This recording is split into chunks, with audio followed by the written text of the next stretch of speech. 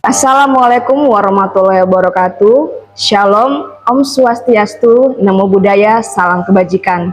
Perkenalkan, nama saya Koni Daniela, STPMSI, salah satu dosen tetap di Perguruan Tinggi Swasta Universitas Katolik Santo Thomas, Fakultas Pertanian, Program Studi Teknologi Hasil Pertanian.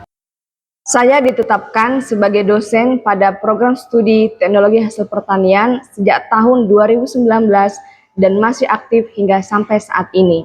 Pembuatan konten audiovisual ini bertujuan untuk memenuhi salah satu syarat dalam pelaksanaan sertifikasi dosen gelombang pertama pada tahun 2025 pada pernyataan diri dosen unjuk kerja Tridharma Perguruan Tinggi atau dapat disingkat dengan PDD UKT-PT, khususnya aspek pengajaran. Saya akan mendeskripsikan dan menginformasikan secara umum tentang mata kuliah Teknologi Pengolahan Pangan. Mata kuliah ini adalah mata kuliah yang wajib diikuti oleh mahasiswa program studi Teknologi Hasil Pertanian semester 5 dengan bobot 3 SKS, yang mana terdiri dari 2 SKS pembelajaran teori di kelas dan 1 SKS untuk kegiatan praktikum.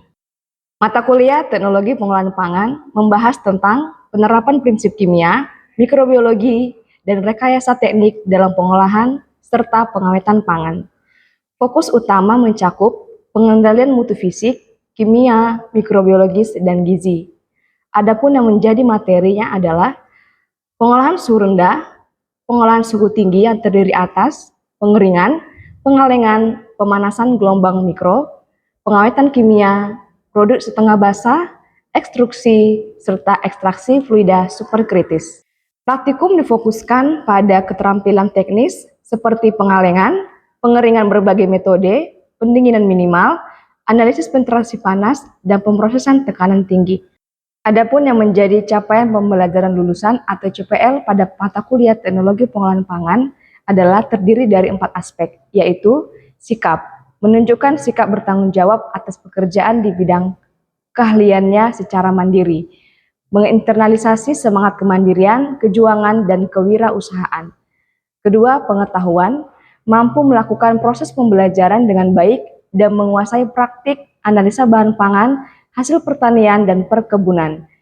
Memiliki kemampuan melaksanakan penelitian yang mengacu pada pengembangan teknologi di bidang pangan, hasil pertanian, dan perkebunan, dan mampu menerapkan berbagai pendekatan, strategi, metode, dan teknologi pengolahan pangan dan pengembangannya sesuai dengan standar kompetensi. Ketiga, keterampilan umum, mampu menerapkan pemikiran logis, kritis, sistematis, dan inovatif dalam konteks pengembangan atau implementasi ilmu teknologi hasil pertanian, yang memperhatikan dan menerapkan nilai humaniora yang sesuai bidang keahliannya. Keempat, keterampilan khusus, mampu mengaplikasikan hasil penelitian bidang teknoagroindustri pangan melalui praktek pembelajaran di bidang teknologi pangan, hasil pertanian, dan perkebunan. Capaian pembelajaran lulusan prodi yang dibebankan pada mata kuliah antara lain, mampu menguasai pengetahuan dasar yang diperlukan dalam teknologi pangan, pengetahuan mengenai ilmu kimia yang berkaitan dengan ilmu pangan, serta pengetahuan analisis kimia dan fisik pada bahan pangan dan olahannya, mampu menerapkan pembelajaran sepanjang hayat terhadap prinsip teknologi pangan secara cerdas, ulet, dan kritis dalam mengevaluasi program mutu dan keamanan pangan di industri pangan. Mampu mengimplementasikan prinsip pengembangan produk pangan baru dengan memaksimalkan soft skill, jiwa kewirausahaan, serta kerjasama dalam hal keuletan, kreativitas, dan inovasi dalam memformulasi bahan pangan lokal Indonesia sesuai prinsip teknologi pengolahan berkeunggulan. Adapun yang menjadi capaian pembelajaran mata kuliah atau CPMK pada mata kuliah Teknologi Pengolahan Pangan, khususnya di kemampuan akhir yang diharapkan adalah 1. Mahasiswa mampu memahami prinsip dasar, tujuan, dan metode pengolahan pangan secara umum, serta mampu mengidentifikasikan faktor-faktor yang mempengaruhi mutu dan keamanan pangan. Kedua, mahasiswa mampu menjelaskan prinsip dan penerapan berbagai metode pengawetan pangan, serta dampaknya terhadap mutu dan keamanan pangan. Ketiga, mahasiswa mampu memahami dan menerapkan teknologi pengolahan pangan berbasis proses biologis dan fisik untuk menghasilkan produk pangan yang lebih aman dan berkualitas. Adapun yang menjadi metode pembelajaran pada mata kuliah Teknologi Pengolahan Pangan dilaksanakan dengan metode Direct Learning, Teacher Learning Center, serta pendekatan kombinasi Project Based Learning dan Case Study yang berpusat pada studi kasus yang berupa project dan keaktifan mahasiswa serta kerjasama mahasiswa untuk memecahkan suatu permasalahan berdasarkan project yang sudah diberikan. Media pembelajaran yang digunakan adalah laptop, berfungsi sebagai alat bantu digital untuk mengakses materi pembelajaran, membuat tugas, menampilkan presentasi, serta menjalankan software pendidikan atau simulasi. LCD proyektor digunakan untuk menayangkan materi secara visual seperti slide, video, atau animasi, sehingga mempermudah pemahaman mahasiswa terhadap konsep abstrak. Papan tulis berfungsi sebagai media tulis manual yang digunakan dosen untuk menjelaskan materi, membuat skema, dan menuliskan poin penting saat proses pembelajaran berlangsung. Laboratorium berfungsi sebagai tempat praktek atau eksperimen untuk menguji teori yang telah dipelajari, meningkatkan keterampilan observasi, analisis, dan pembuktian ilmiah. Sistem perkuliahan dilakukan selama 16 minggu, yaitu 14 minggu dilakukan pertemuan di dalam kelas, lapangan, dan laboratorium. 7 pertemuan pertama dialokasikan sebelum pelaksanaan ujian tengah semester, dan 7 pertemuan berikutnya dilaksanakan sebelum ujian akhir semester. Pada pertemuan ke-8 dan ke-15, masing-masing digunakan untuk pelaksanaan ujian tengah semester dan ujian akhir semester. Dalam kegiatan di lapangan dan laboratorium dilakukan pada 5 minggu terakhir setelah ujian akhir semester. Adapun yang menjadi materi pembelajaran pada mata kuliah ini adalah 1. Sifat bahan pangan dan teori pengolahan, 2. Kontrol proses, 3. Penanganan bahan mentah, 4. Pemisahan komponen bahan pangan, 5. Novel proses, 6. Teknologi proses pemanasan, 7. Pengolahan pangan dengan energi radiasi, 8. Teknologi proses pengeringan, 9. Teknologi proses pendinginan, 10. Teknologi proses pembekuan, 11. Pengeringan beku, 12. Liquid concentration, dan 13. Teknologi pengolahan minimal. Yang menjadi bobot penilaian pada mata kuliah ini adalah 1. Post-test berupa kuis dengan bobot nilai 5%. 2. Tugas individu dengan bobot nilai 5%. 3. Case method dengan bobot penilaian 20%. 4. Project based learning dengan bobot penilaian 30%. Dan 5. Ujian tengah semester dengan bobot penilaian 20%, serta ujian akhir semester dengan bobot penilaian 20%. Demikian pemaparan mengenai mata kuliah Teknologi Pengolahan Pangan yang ditujukan pada mahasiswa-mahasiswi program studi Teknologi Hasil Pertanian Fakultas Pertanian. Selanjutnya akan ditampilkan cuplikan video pembelajaran yang telah saya lakukan secara tatap muka di ruang kelas dengan topik pembelajaran mengenai teknologi pembekuan bahan pangan. Selamat menyaksikan. Selamat pagi semuanya. Pagi, Bu. Apa kabarnya hari ini? Oke, udah pada sarapan semuanya? Oke, baik ya. Karena sudah sarapan, berarti energinya sudah full hari ini untuk memulai perkuliahan kita pada pagi hari ini.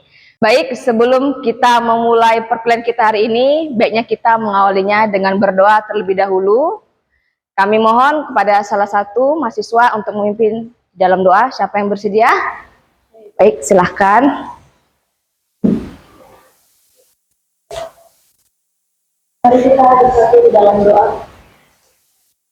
Allah Bapa kami yang bertahta dalam kerajaan surga, terima kasih Tuhan Yesus atas berkat dan karunia yang Kau masih limpahkan kepada kami pada pagi ini. Yang ada di surga, sebentar lagi kami akan kami laksanakan ini. Biarlah apa yang diberikan dosen kepada kami dapat dalam kehidupan kami hari untuk belajar. Berarti dosen yang akan mengajari kami, berikanlah dosen kami kesabaran untuk mengajari para mahasiswa. Dan juga kepada orang tua kami dimanapun mereka berada, mereka selalu senantiasa Engkau lindungi Bapa. Terima kasih Bapak Yesus, hanya Engkau yang selalu bersama-sama dengan kami dari sekarang dan nanti Maranatha tiba. Terpujilah namamu Tuhan kami dan sepanjang segala masa. Haleluya. Amin. Amin. Terima kasih kepada mahasiswa kami, Nevi, sudah berkenan untuk memimpin doa kita pada pagi hari ini. Baik adik-adik semuanya, sebelum kita lanjut perkuliahan kita hari ini. Saya mau absen dulu. Saya panggil namanya satu persatu ya. Atas nama Ferry Junanta Sipayung, hadir. Febri Lestari Halawa, oke. Arjun Nenggolan, Cindy Situmorang, Jonathan Purba, Willy Jonathan Sinaga, Christine Nevi, Lisna Lomban Turuan, Dwi Aprilia Sinaga, Alex Sebastian Tambunan, oke. Raju Wismuadi Purba, Elja Srianto Sitompul. Ada lagi yang mungkin belum disebutkan namanya? Hadir semua ya. Oke, baik. Semua sudah hadir. Jadi sebelum kita memulai perkuliahan kita, topik dengan teknologi pembukuan pangan, Ibu mau bertanya, siapa yang masih ingat materi apa yang telah kita pelajari di pertemuan sebelumnya? Oke, silakan Saudari Cindy. Itu teknologi pendinginan, di mana teknologi pendinginan merupakan proses mengurangi suhu produk pangan hingga di bawah suhu kamar, tetapi di atas titik beku, untuk memperlambat pertumbuhan mikroorganisme dan reaksi kimia yang dapat merusak kualitas makanan. Oke, baik. Ada yang mau menambahkan dari penjelasan Saudari Cindy? Oke, baik, Saudara Arjun. Menurut saya pendinginan itu untuk memperlambat masa simpan suatu produk dan memperlambat pembusukan makanan yang akan memperkuat pertumbuhan mikroorganisme pada bahan pangan tersebut. Baik ya, luar biasa ya. Kedua rekan kita ini masih mengingat materi sebelumnya. Mari kita berikan aplaus dulu. Benar ya, benar sekali bahwa teknologi pendinginan merupakan salah satu teknologi pengawetan pangan dengan cara menurunkan suhu produk pangan. Jadi pertemuan hari ini juga membahas tentang pengawetan bahan pangan dengan metode menurunkan suhu produk pangan, yaitu suhu rendah, begitu ya.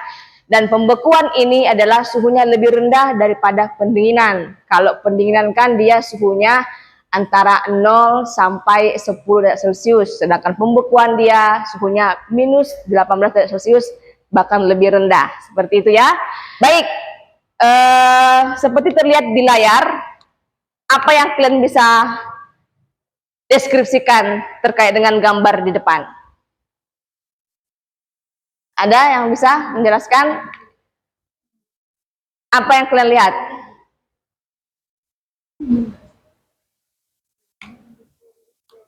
Kenapa Dewi? Contoh dari? Pembekuan dari buah-buahan dan sayur-sayuran. Betul sekali ya, ini adalah contoh dari sayuran beku gitu ya. Ya, terlihat dari adanya kristal-kristal es yang sangat kecil di permukaan dari sayuran tersebut ya. Kita lanjutkan. Di layar ada saya buat pertanyaan. Mana yang lebih cepat membeku? Apakah 1 gelas air murni atau 1 gelas larutan garam? Siapa yang bisa menjawab? Ya, silakan Saudara Juna. Kalau untuk yang lebih cepat membeku, 1 gelas air murni. Ya, boleh diulang. Kalau untuk yang lebih cepat membeku itu 1 gelas air murni. Dikarenakan kalau 1 gelas larutan garam, larutan garam itu mengandung ion NaCl, yang dimana Na positif dan Cl-nya negatif, dimana hal itu membuat penggangguan pembekuan pada larutan airnya. Membentuk menjadi es ya atau kristalnya. Betul, tepat sekali ya, sudah sangat sempurna bahwa benar yang lebih cepat membeku itu adalah 1 gelas air murni. Kenapa tidak larutan garam? Karena garam itu kan mengandung yang namanya NaCl. Apa NaCl kepanjangannya? Natrium klorida yang terdiri atas ion Na positif dan Cl negatif yang akan menghambat proses pembentukan ikatan ya antara molekul air untuk membentuk menjadi es. Oke, paham sampai situ? Paham ya? Kita lanjutkan. Baik, yang menjadi outline pertemuan kita hari ini adalah pertama kita akan membahas tentang prinsip pembekuan bahan pangan, kedua tentang teknik-teknik pembekuan pangan, kemudian faktor-faktor yang mempengaruhi pembekuan pangan, dan terakhir adalah jenis-jenis produk bahan pangan dengan pembekuan. Baik, kepada Saudara Raju, mohon dibaca. Jadi ada pembekuan merupakan salah satu teknologi pembuatan Misalnya suhu rendah 14 derajat Celcius untuk menghilangkan panas dari bahan pangan atau produk dan supaya cepat panas. Baik, apa yang bisa kamu simpulkan dari keterangan tersebut, Dek? Kemudian itu adalah pengolahan dengan menempatkan suhu rendah, misalnya lebih rendah dari minus 14 derajat Celcius. Ya, tepat sekali ya. Kacang apa? Kacang-kacangan, kacang polong ya. Perbedaan dari gambar yang kiri ke kanan apa, Dek? Warnanya, terus kemudian apa yang lebih menonjol kelihatannya? Adanya seperti kristal es ya di permukaan daripada si kacang-kacangan tersebut. Dia sudah mengalami yang namanya proses pembekuan. Nah, biasanya proses pembekuan dengan tampilan seperti ini adalah proses pembekuan secara cepat atau fast freezing dengan waktu yang cepat juga. Biasanya semakin lama dia proses pembekuan itu, kristal yang dihasilkan semakin besar-besar, sehingga itu akan merusak jaringan-jaringan bahan pangan di dalam produk pangan tersebut, yang menghasilkan teksturnya mudah rusak, kemudian warnanya juga cepat memudar. Ya, jadi ada hal faktor-faktor yang mempengaruhi proses keberhasilan pembekuan. Akan kita pelajari pada slide-slide berikutnya. Baik, kita masuk ke slide selanjutnya. Di layar bisa dilihat bagaimana proses pembekuan terjadi ya. Pertama, suhu bahan pangan diturunkan di bawah titik beku air. Tadi titik beku air berapa, Dek? 0 derajat Celcius. Nah, kalau dikatakan bahwa diturunkan di bawah titik beku air berarti suhunya di bawah 0 derajat Celcius. Tujuannya apa? Untuk mengubah air yang terdapat di dalam jaringan pangan menjadi bentuk padat. Bentuk padatnya apa, Martian? Apa? Kristal es atau es ya. Jadi penurunan suhu ini bisa dilakukan secara cepat atau lambat ya. Kalau misalnya cepat itu istilahnya disebut dengan quick freezing, atau lambat itu ada namanya freezing konvensional, tergantung pada metode yang digunakan. Kedua, ketika kita sudah menurunkan suhu bahan pangan di bawah titik beku air, maka terbentuklah apa? Kristal es. Benar sekali ya, terbentuknya kristal es pada permukaan produk bahan pangan tersebut ya. Nah, semakin cepat proses pembekuan, maka semakin kecil ukuran kristal es yang terbentuk, yang baik untuk mempertahankan kualitas tekstur bahan pangan. Jadi semakin cepat proses pembekuan, maka semakin kecil ukuran kristal es yang terbentuk. Jadi seperti tadi yang sudah kita tampilkan, gambar berikut ya. Kristal esnya menurut kalian besar-besar nggak atau kecil-kecil? Kecil-kecil ya, sehingga bisa dipastikan bahwa nanti warna yang dihasilkan itu tidak jauh berbeda dengan warna sebelum dia dibekukan, gitu ya. Dan juga nanti setelah kita cairkan, biasanya rasanya, kemudian kandungan nutrisinya itu tidak banyak berubah, gitu ya. Jadi itulah perbedaan nanti terbentuknya butiran es itu, yang dia kristalnya kecil dan juga kristalnya yang besar-besar. Ketiga, setelah itu baru munculnya pertumbuhan kristal es lainnya. Nah, ini ketika kita sudah makin lama disimpan, ya, disimpan di dalam lemari pendingin gitu, akan membentuk lagi kristal es yang semakin besar, ya.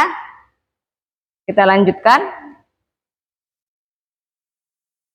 Baik, adapun yang menjadi penentu utama kualitas dan keamanan produk akhir, yaitu pertama adalah laju pembekuan ya, atau sering disebut dengan apa? Freezing speed ya. Freezing speed, laju pembekuan. Jadi laju pembekuan ini mengacu pada kecepatan suatu bahan pangan dibekukan gitu ya. Jadi kalau pembekuan cepat atau quick freezing itu membentuk kristal es kecil tadi yang lebih merata, sehingga struktur selnya bahan pangan tetap terjaga. Jadi tidak ditekannya si kristal itu menekan sel jaringan bahan pangan gitu ya. Kemudian ada yang namanya lagi pembekuan, kalau katanya pembekuan cepat berarti ada pembekuan lambat gitu ya, cenderung membentuk kristal es besar yang dapat merusak jaringan sel sehingga mengakibatkan tekstur menjadi rusak setelah dicairkan. Biasanya kan kalian kalau misalnya menyimpan apa yang kalian sering simpan di dalam freezer? Daging, terus ikan, apalagi yang sering sekali? Sayuran, ada lagi? Contohnya, ada lagi?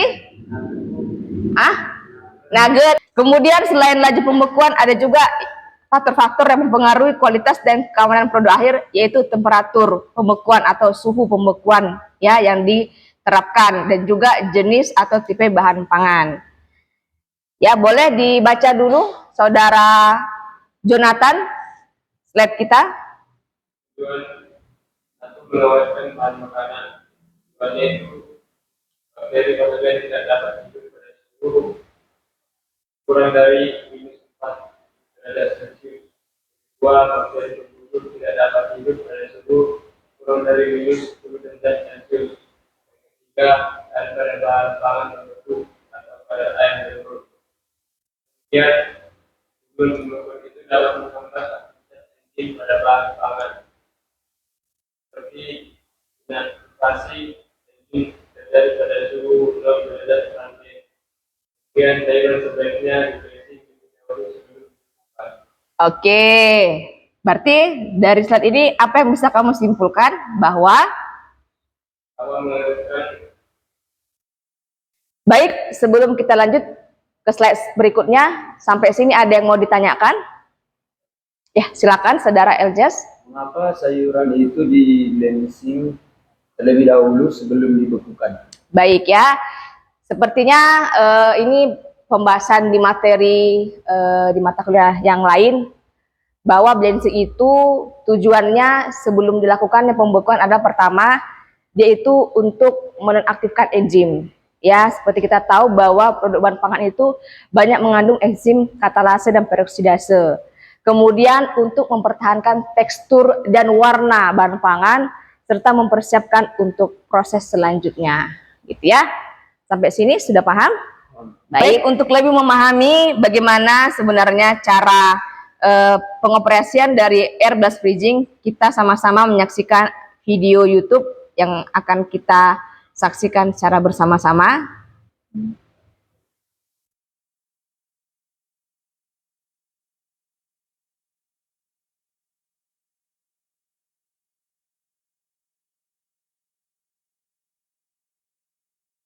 Nah, ini tadi yang Ibu bilang kan, dimasukkan ke dalam rak-rak conveyor. Ya, jadi dia bisa seperti troli karena di bawahnya ada roda.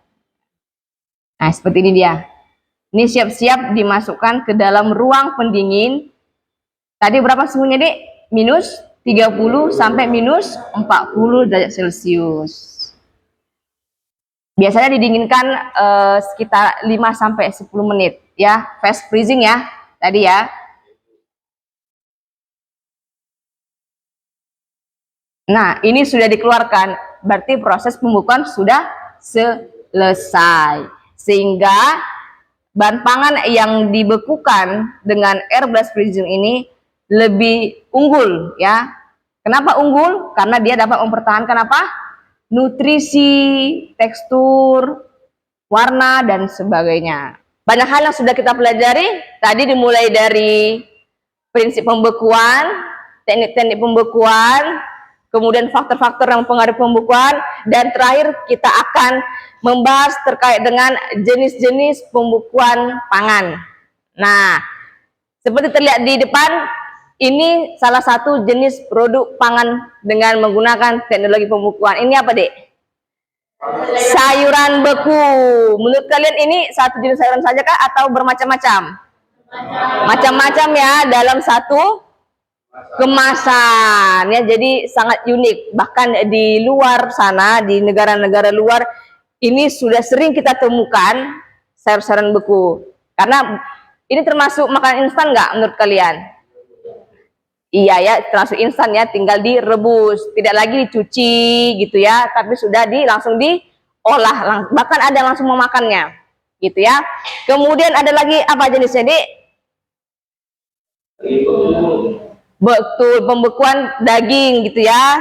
Kemudian ada buah-buahan beku ya, sering kita gunakan dalam pencampuran pembuatan smoothies. Tahu smoothies ya? Ya, yang bisa ditambahkan dengan susu dan yogurt. Dan terbukti secara ilmiah bahwa buah-buahan beku itu tidak berdampak signifikan pengurangan kandungan vitamin C ya, jadi masih terjaga. Terbuktilah bahwa kalau frozen food buah-buahan beku ini itu dapat mempertahankan nutrisi atau komposisi gizi daripada buah-buahan. Baik, kita sudah menyelesaikan pembelajaran kita hari ini, namun sebelumnya saya minta kepada salah satu atau salah dua dari kalian yang boleh menyimpulkan apa saja yang sudah kita pelajari pada hari ini. Siapa? Boleh? Baik, silakan Saudari Nepi.